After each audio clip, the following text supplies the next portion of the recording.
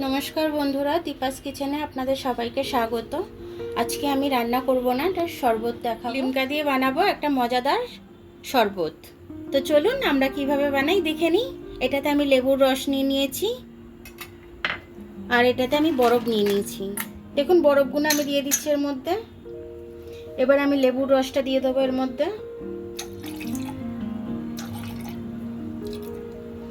এবার একটু জিরে পাউডার দিয়ে দেবো। জিরে পাউডারটা ভেজে গুঁড়িয়ে রেখেছিলাম আমি, জিরে পাউডারটা দিয়ে দিচ্ছি। এবার এর মধ্যে আমি লিমকা দিয়ে দেবো।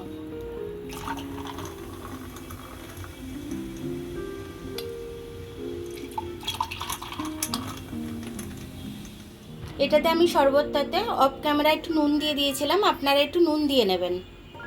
দেখুন আমাদের ঠান্ডা ঠান্ডা একদম কলিজার প্রাণ ঠান্ডা হওয়ার মতো একদম শরবত তৈরি হয়ে গেছে। গরমকালে এরকম ঠান্ডা ঠান্ডা শরবত খেলে একদম মন প্রাণ সব জুড়িয়ে যাবে। তো আমার এই শরবতের রেসিপিটা দেখে আপনারা এই রেসিপিটা বানিয়ে খাবেন এবং কাউকে বাড়িতে আসলে দেবেন। নর্মাল লিমকার থেকে আপনারা এইভাবে শরবতটা করে খেলে আরও টেস্টি লাগবে, আরও সুন্দর লাগবে খেতে। তো আপনারা একদিন খেয়ে দেখবেন, অবশ্যই ভালো লাগবে। আমার ভিডিওটা দেখার জন্য অনেক অনেক ধন্যবাদ।